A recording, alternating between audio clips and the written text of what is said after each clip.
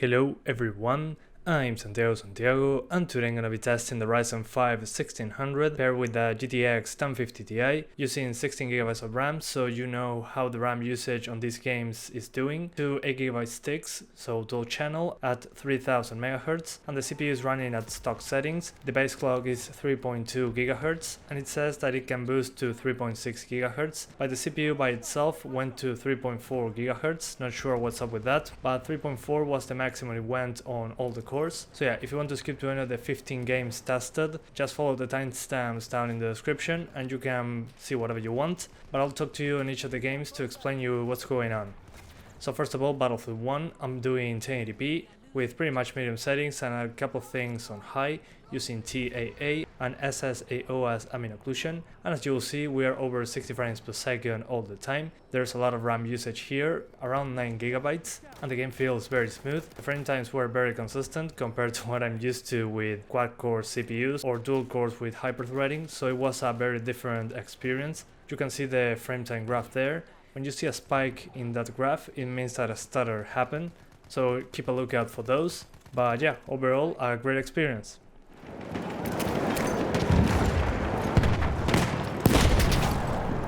Use that first aid.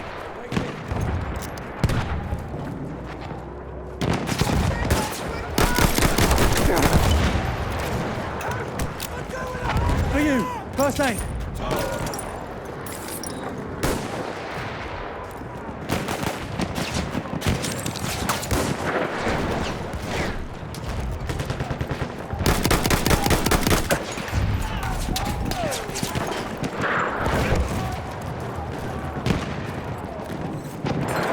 Damage, I'll fix you up.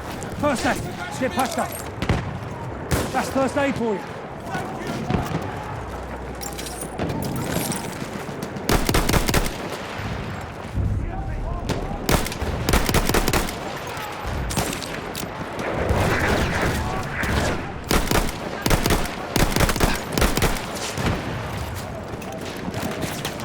I'm testing Far Cry 5, and on this one once again 1080p, and I'm using a mix between medium and low pretty much, especially on shadows, geometry and vegetation. Those are the settings that I lowered to the minimum in order to get the best frame rate, since I'm trying to target 60 frames per second on all the games tested here, as you can see in the title. And well, so far while I'm into the wilderness, for example, with a lot of trees, a lot of grass, all that kind of stuff, you'll see drops into the 50s, and then when I'm just fighting in a town with a lot of bad guys on screen and all that kind of stuff, you can see that it can stay very close to 60 frames per second. So far the RAM usage was fine, below 8 GB of usage. I saw it around 7.8 to 8.2 GB of usage, but a good thing compared to the previous Far Cry games, all the threads are being used, all the 12 threads. Usually the previous ones just force 100% on one of the cores, so yeah, this one runs very good.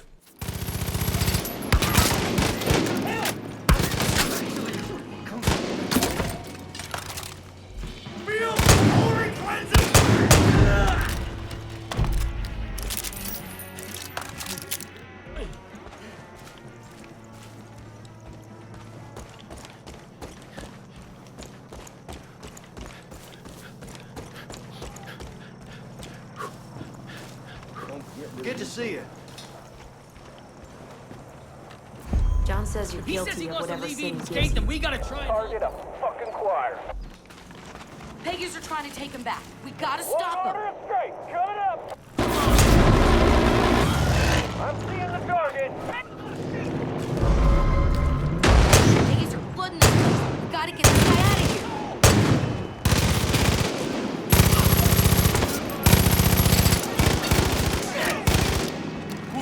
More from the back! We don't know when to give up.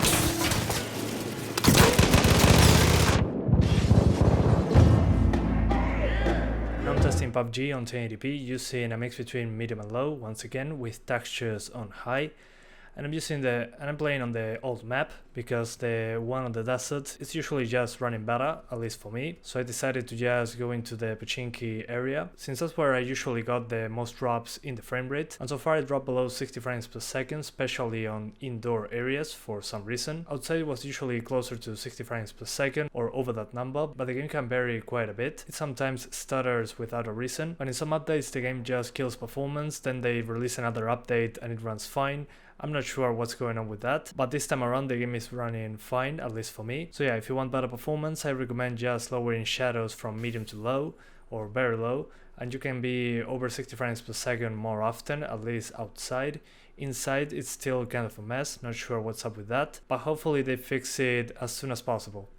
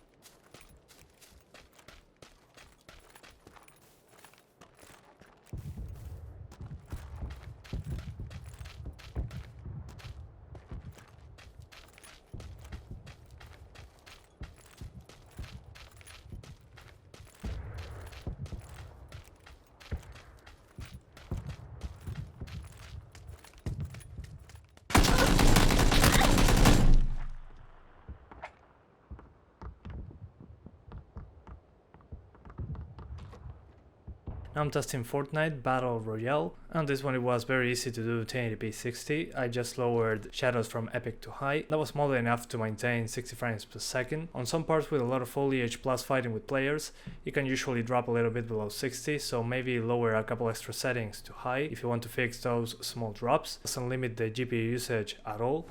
It stays pretty much at 99% the majority of the time, so that's a good thing. But yeah, not much to say about this one, it runs just fine.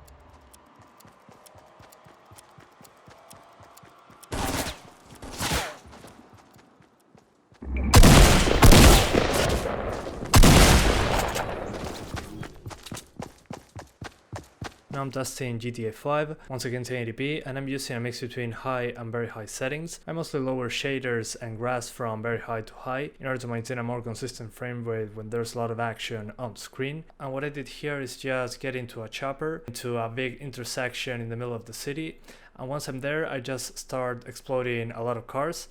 So the big amount of explosions is a big hit to the GPU, and the CPU should take a hit as well, because there's a lot going on with the AI trying to flee, plus the police showing up. And that's pretty much my stress test for GTA 5, and overall it's dead over 60 frames per second. I saw a single drop to 59 FPS when I just exploded the first car, so I don't think it's a big deal at all. The game was still very smooth, completely playable, so yeah, this one runs just fine as well.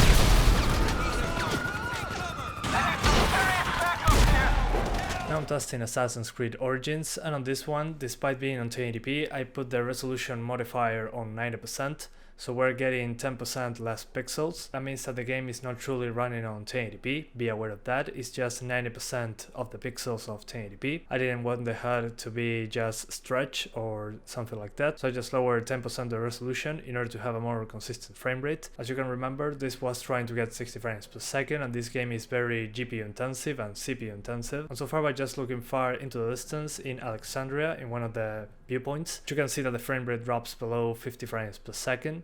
Not really a big deal if you ask me. When you're actually playing the game, it tests mostly over 50 frames per second with the settings selected, which is very close to the minimum settings, except in textures and all that kind of stuff. And I saw the CPU sometimes hitting 80% utilization, which is kinda crazy. It's 6 cores, 12 threads, so I rarely see a game use that much CPU. Some people say it's due to the DRM that uses a lot of CPU. I'm not really sure because I don't know much about it. Hopefully soon we get a clearer idea of what's going on with that. And most of the time we get full GPU usage, so the CPU is doing its job correctly.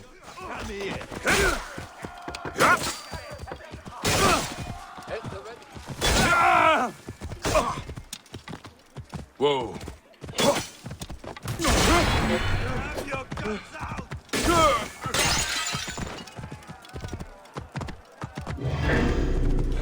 Got you. Whoa.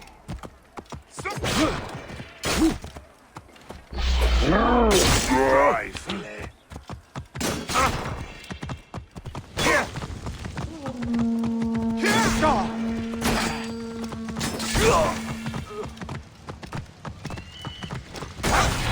Your life ends now.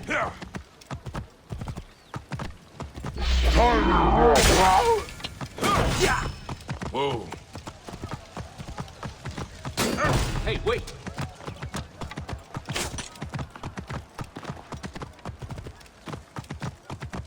Now I'm testing Rainbow Six Siege, once again 1080p, but on this one, like on Assassin's Creed Origins, I just lowered the resolution scale, just 10%. On this game it's less noticeable because we have something called TAA. In the past it was called temporal filtering, and it was a separate option that made the game look way less blurry and perform a lot better, but Ubisoft decided to mix it with temporal anti-aliasing, which makes the game blurrier. They screwed up the performance by doing that, if you ask me. So yeah, as of right now, by just using 90% resolution of TAA on 1080p, we're getting some decent results. We're over 60 frames per second using a mix between medium and low, pretty much, with ambient occlusion turned off, which I usually do in the game itself, even on higher end GPUs, because it makes indoors very dark, and in this game you want to have as clear of a vision as possible so you can spot enemies easily. But yeah, overall it was over 60 frames per second most of the time, even when some explosions show up or fighting enemies, so I wouldn't worry too much about this one either.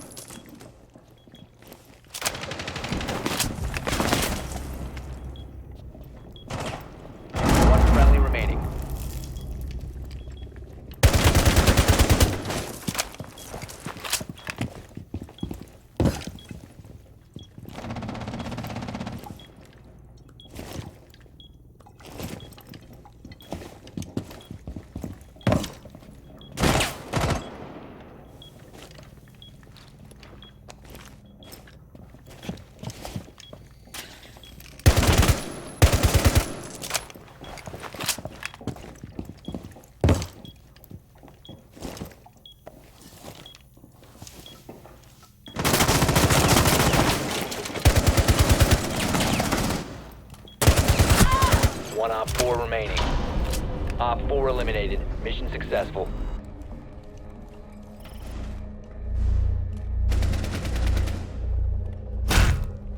Now I'm testing Forza Horizon 3. This is a Windows Store exclusive and I'm using 1080p with threaded optimization enabled, so it takes advantage of the extra threads. And I'm using a mix between medium and low. Once again, some very specific stuff is on low, some others on ultra. It depends on what settings we're talking about. I had to especially lower reflections since on this part of the game they are usually very taxing, and shadows as well. Those are usually the big performance hits in games. And so far trying to get 60 frames per second it wasn't so difficult. The game was way more stable than in the past, since now it can take advantage of the extra threads. It used to just max out a single thread and the GPU usage was very low. Usually the frame time graph spikes when there are particles on screen.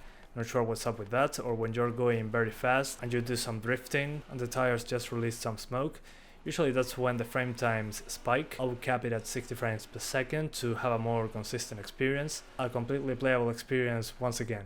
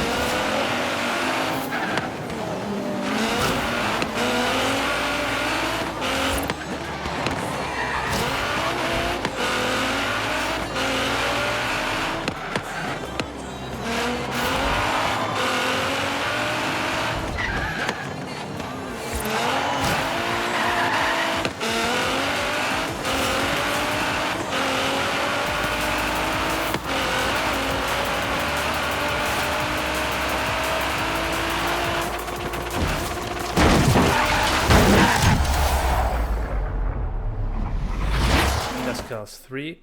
On this one I'm doing 1080p once again, SMAA, and I kept everything pretty much on high, but I turned off global illumination, screen space reflections and depth of field in order to have more GPU power to spare, because again we're targeting 60 frames per second. But yeah, on this I'll just move very fast into the city, explode a couple gas stations because those are the biggest explosions in the game, and that's a big hit to the GPU. And this game seems to be using the CPU correctly once again. Yeah, some of them can be over 50% usage, but at least it's not maxing out a single thread like some older games. And on this one you can see the difference between a quad core and a 6-core CPU. On quad cores it can stutter more often if you only have 4 threads, so that's something to keep in mind. And on the RAM usage it can go over 8 GB in some parts, but it usually stays around 7.5 GB of usage.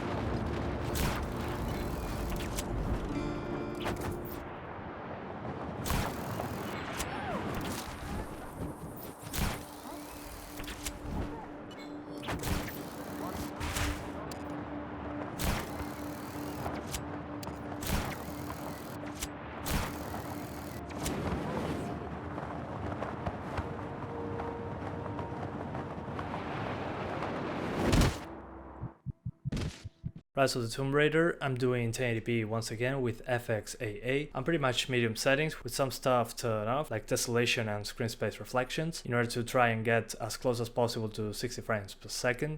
And I'm using DirectX 11 instead of DirectX 12 because I usually get higher frame rates, less VRAM usage, all that kind of stuff.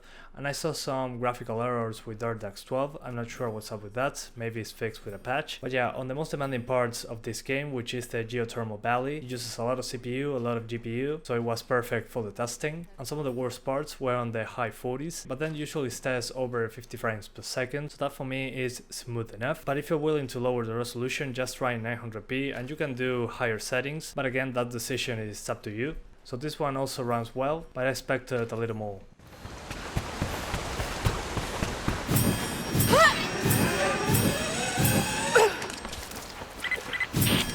Lara, I'm sorry if Sophia was less than welcoming.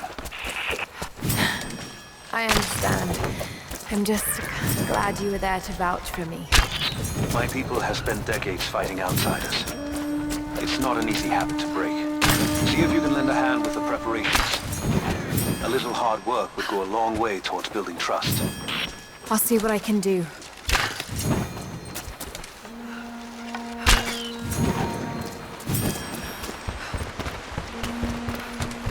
They will likely come from the air. Jacob is assembling fighters in the upper village to draw their attention there. The children and those too old to fight will be safely hidden in the Acropolis. I'm testing The Witcher 3, and on this one I'm using high number background characters, low shadows, textures on ultra, and the rest on medium, without anti-aliasing, occlusion or blur, because once again I'm trying to be as close as possible to 60 frames per second, and I'll be going into Novigrad since it's one of the most CPU intensive parts of this game, and you'll see as I'm getting closer and closer into that city that the CPU usage will start just being higher, but it was modeled enough to maintain 99% usage on the GPU, so if you want improvements in the frame rate here, you might want to get a better GPU or just lower the resolution. There's not much else that you can do, and despite some frame time spikes, the game can still be very enjoyable.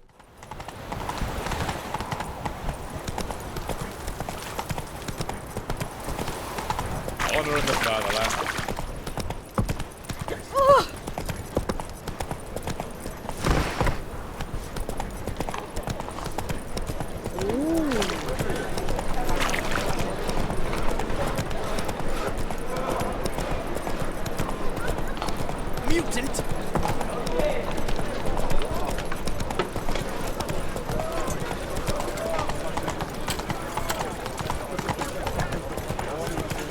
I miss a woman's touch. Oh!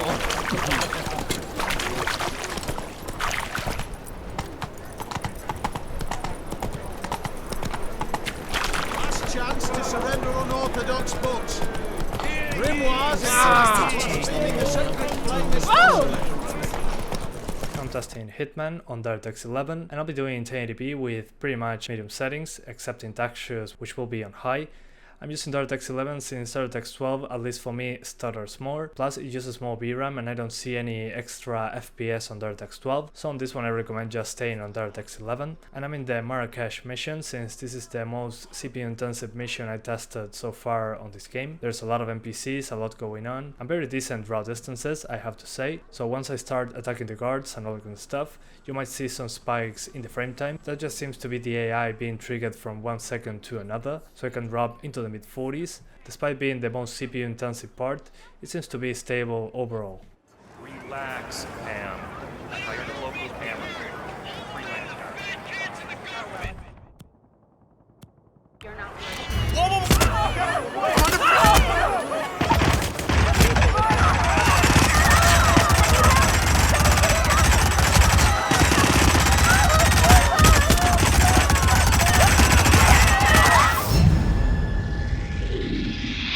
I'm testing Counter-Strike Global Offensive or CSGO. A lot of people in previous videos told me, hey, do very low settings, so this is what I'm doing now. I'm using the lowest settings on 1080p due to many requests, so you wanted to see the CPU at its maximum potential according to comments in previous videos, and I'm using the benchmark tool since I'm just trying to show you the worst case scenario. You'll see that the smoke will drop the frame rate below 30 frames per second.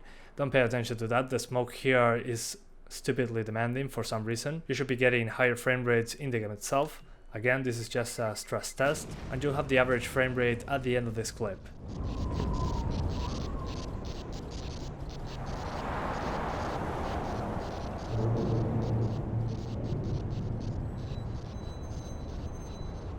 Affirmative.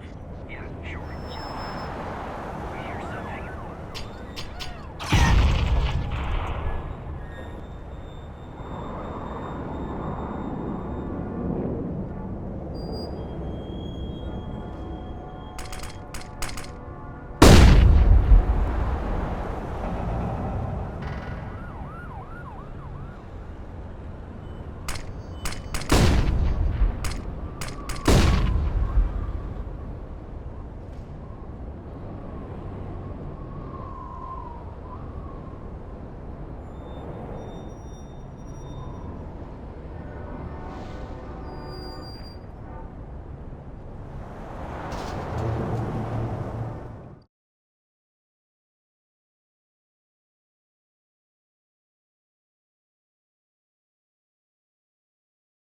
Now I'm testing Fallout 4, and on this I'm using pretty much high settings with cut rays and depth of field lowered to the minimum, plus shadow distance lowered to high since that's a very demanding setting. And I'm into Diamond City, which is one of the most demanding parts of the game itself. And so far I was over 50 frames per second at the start, but then when I started just attacking and there were a lot of NPCs just fleeing then attacking me, all that kind of stuff, it can drop below 50 frames per second very easily. So yeah, it depends on where you are, so it seems to be just very variable.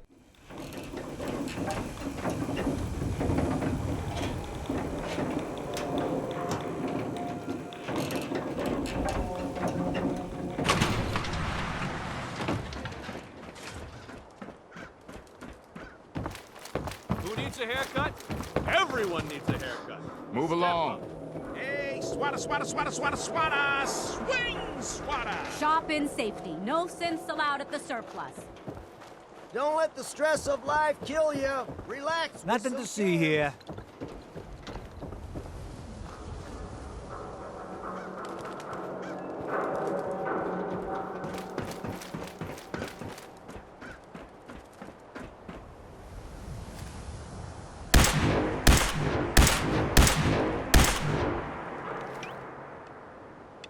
Here we go.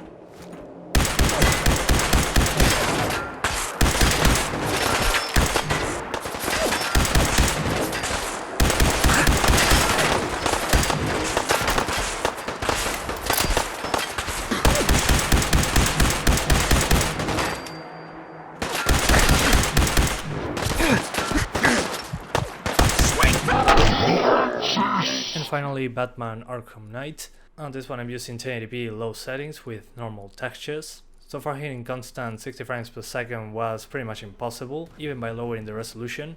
When you're just in the Batmobile crashing into stuff and there are particles flying around, just metal shreds flying around, it usually drops into the high 40s, especially if you're going at top speed. And when you're just moving fast through the map, it can drop quite a bit as well. Plus some stutters over it. As I usually like to say, this game stutters by default, but I saw that it uses more than 8GB of RAM, so that was quite surprising considering the age of the game. It's not that old, I know, but when the game was just released I tried running it with 4GB of RAM and it was a stuttery mess. Now it's much better than released, but it still needs some work, unfortunately. But at least with these settings that I show you here, it's very playable, but you get some annoying stutters every now and then.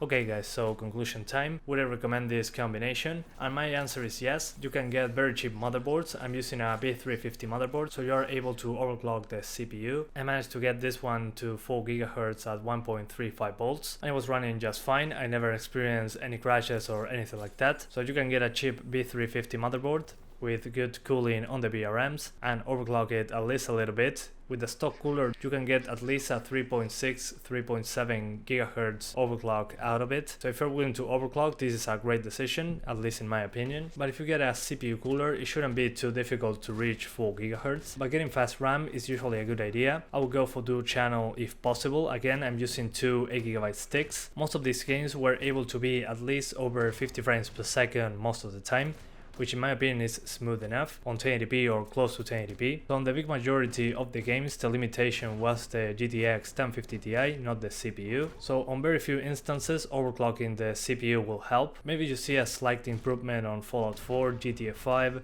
Witcher 3 on Novigrad, CSGO, Assassin's Creed Origins, but not a huge improvement because the GPU is holding us back. But if you do some production work, video editing, 3D rendering, all that kind of stuff, plus gaming, in my opinion this is a very good combination considering how expensive GPUs are nowadays with the mining craze and the memory shortages. Plus the frame times on games are very stable overall, at least for what I tested so far. So yeah, with a cheap B350 motherboard plus a cheap CPU cooler, dual channel on the RAM, it should be more than enough to have a good gaming experience with a 1050 Ti. But yeah guys, that's pretty much it. I'll be doing GTX 1060 3GB plus this CPU later on, so stay tuned for that. But yeah, thanks for watching and see you next time.